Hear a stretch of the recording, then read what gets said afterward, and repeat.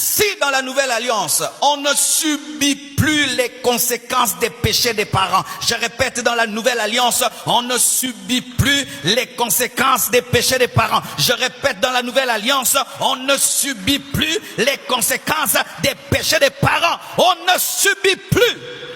Dans le Nouveau Testament, si pendant que tu es assis sur ta chaise, ton père est dans la maison d'un féticheur bien-aimé, prie pour lui pour qu'il se convertisse, mais ne prie pas pour être protégé, parce que rien ne va t'arriver.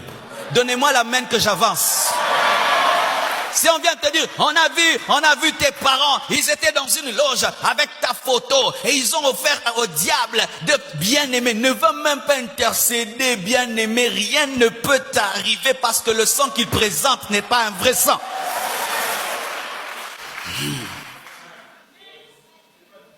Dans le Nouveau Testament, lorsque un prophète te dit que nous avons découvert que dans votre famille il y avait des chefs coutumiers bien aimés, ça ne va rien te faire, rien te faire. Oh non, j'ai découvert que je suis dans la famille des chefs coutumiers. Et alors, ça fait quoi? Ça fait quoi? Ça fait quoi? Oh non, ça fait que tu dois être sorcier parce que tu as le sang sorcellérique. Bien aimé, archifaux de archifaux et d'archifaux. Frère, si tu crois de telles choses, tu sais que tu insultes la croix, tu insultes l'œuvre de la croix. Alors dites-moi, si avant Christ est égal à après Christ, pourquoi Christ est venu?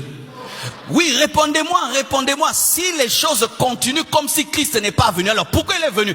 On ne dira plus que les parents ont mangé des raisins verts et les dents des enfants ont été agacées. Ça veut dire, si tu manges les raisins verts, ce sont tes propres dents qui s'abîmeront. Je garderai mes dents intactes. Ainsi, frères et sœurs, tout ce que les membres de ta famille font maintenant n'a aucun impact sur toi, si tu es en Jésus-Christ. Il est écrit, lisez la parole de Dieu, méditez la parole, ne priez pas seulement, les sensations ne changent pas la vie, les pleurs ne changent pas la vie, c'est la connaissance qui change la vie. Plus tu connaîtras et tu connaîtras, plus tu découvriras qui tu es et tu refuseras une vie qui n'est pas à toi. Un aigle reste parmi les poussins tant qu'il ne sait pas qui il est. Le jour qu'il découvre qui il est, il commence à battre les ailes et il s'envole dans les hauteurs et il commence à manger la viande fraîche alors qu'il se contentait des vers de terre. C'est par la foi que nous sommes sauvés et c'est par la foi que nous entrons en possession de notre héritage. Si tu n'as pas la foi, Jésus ne peut rien faire pour toi. Pierre s'est noyé devant Jésus.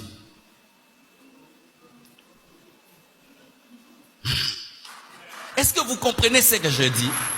Jésus est là, Pierre c'est noir. Pourquoi? Il n'avait pas la foi.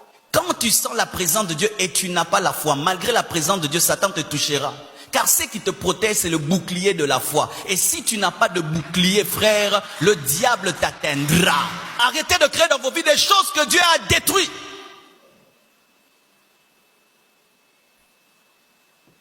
L'oncle avait dit, c'est arrivé à mon frère, c'est arrivé à ma soeur, ça va m'arriver aussi, ça t'arrivera. Ce que tu crains, c'est ce qui t'arrivera. Ce n'est pas que le diable est fort, c'est toi qui as armé celui qui a été dépouillé. Le diable était dépouillé, mais quand il a une arme, vérifie, c'est un chrétien qui lui a donné, parce que seule l'épouse connaît là où se trouvent les armes cachées. Vous comprenez? J'ai un militaire chez moi à la maison, je prends ses armes, je dis aujourd'hui tu ne vas pas utiliser tes armes, je les cache quelque part et si je rentre je trouve qu'il a des armes, c'est ma femme qui lui a donné. Le diable a des armes dans ta vie parce que c'est toi qui lui donnes, il ne peut pas les prendre parce qu'il a été dépouillé. Tout ce que le diable fait dans ta vie, c'est toi qui lui donnes la permission, c'est toi qui réarmes Satan le dépouillé. Le diable ne peut rien contre toi si tu ne l'armes pas. Je vous assure, Satan en personne, je dis pas une principauté ni une domination. Le diable en personne, devant un converti d'une seule seconde ne peut rien. Quelqu'un se convertit maintenant, il est plus fort que Satan en personne. Satan en personne. Il n'a même pas fait les affermissements, il n'est même pas baptisé. Le fait seulement qu'il y a Jésus dans sa vie, il est plus fort que le diable. Mais comment, après toutes ces années que tu as dans la vie chrétienne, le diable te résiste? C'est parce que tu l'as armé par ton ignorance et par ton manque de foi. Jésus a tout accompli. Tu dois entrer par la foi dans ton héritage. C'est ça la Bible. Arrêtons de prêcher autre chose. Des faux enseignements. Et il y a maintenant des prédications stratégies. Où je sais que si je te dis qu'en Jésus tu es totalement libéré, tu risques de quitter l'église. Alors je te dis, non, tu as le lien de famille. Demain je te dis jaune, bleu, comme ça je fais 20 chapitres, 80 chapitres, 200 chapitres, 300 chapitres, 1000 chapitres, 80 chapitres, 1000 chapitres, de choses qui ne finissent jamais. Commerce spirituel. Jésus a tout fait. Dernier chapitre, Jésus a tout fait. Dernier chapitre, c'est ça. Jésus a tout fait. Bien-aimé, qu'on ne vous trompe pas. Qu'on ne vous rende pas les choses difficiles. Dernier chapitre, Jésus a tout fait. C'est ça la parole de Dieu. J'ai mon enfant. Il n'aime pas les comprimés. Est-ce que je vais l'amener à 10 comprimés? Alors qu'il y a déjà des doses uniques qui sont sorties. Je vais lui donner doses uniques. Quelle est la dose unique? Si tu crois en Jésus, les liens tombent. Si tu crois en Jésus, la malédiction tombe. Si tu crois en Jésus, ta vie est changée. Jésus a tout accompli. Dose unique. Mais je ne vais pas te dire, il faut faire 10 veillées et puis 10 jeûnes. Et puis non, ça ce n'est pas un bon cœur, bien-aimé. Faites attention aux faux enseignements. Ça vous garde prisonnier des hommes. Prisonnier des hommes. Et pour qu'on vous vende des livres. J'assume ce que je dis.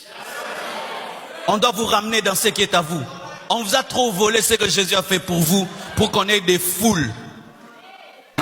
Il est temps d'adorer Jésus. Il est temps de louer, de te réjouir de ton héritage en Jésus. Il est temps de louer, de te réjouir de ton héritage en Jésus. Il faut comprendre, bien-aimé, vous connaîtrez la vérité vous affranchira. Vous ne devez pas être sous l'emprise des fausses doctrines. On ne peut jamais maudire un enfant de Dieu. Personne ne peut te maudire. Je dis personne ne peut te maudire. Personne ne peut te maudire. Je dis personne ne peut te maudire parce que Jésus a déjà été maudit et il est la machine qui convertit et transforme toute malédiction en bénédiction. Ainsi, il aspire la malédiction et rend la bénédiction d'Abraham. Frères et sœurs, c'est ça ton héritage en Jésus-Christ. Si quelqu'un est en Christ, il est une nouvelle créature. Les choses anciennes sont passées. Voici toutes choses sont devenues nouvelles. Et j'aime cette version. Si quelqu'un est en Christ, il est une nouvelle création. Dieu ne te modifie pas. Il te crée en Jésus.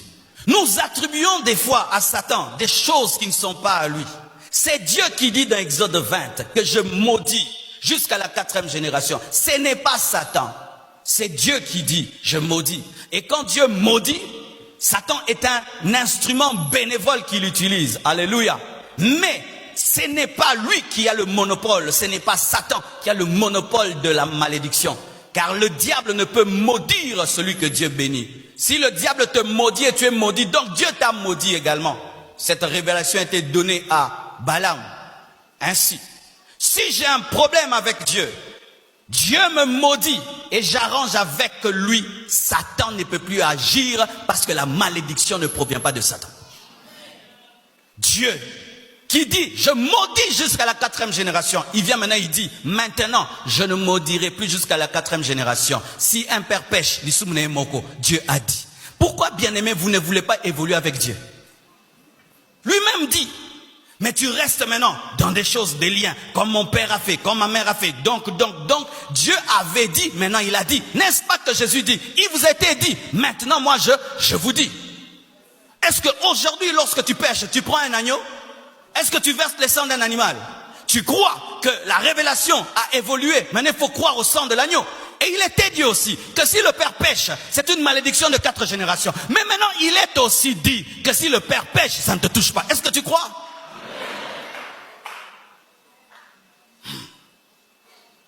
Si tu crois, voici ce qui va t'arriver.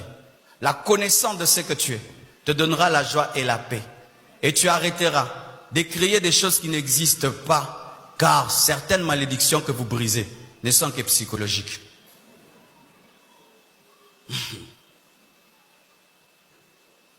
En Jésus-Christ, la malédiction familiale n'est plus. C'est lorsqu'il y a le péché, l'ignorance, le manque de révélation. Que Dieu bénisse vos familles. Amen.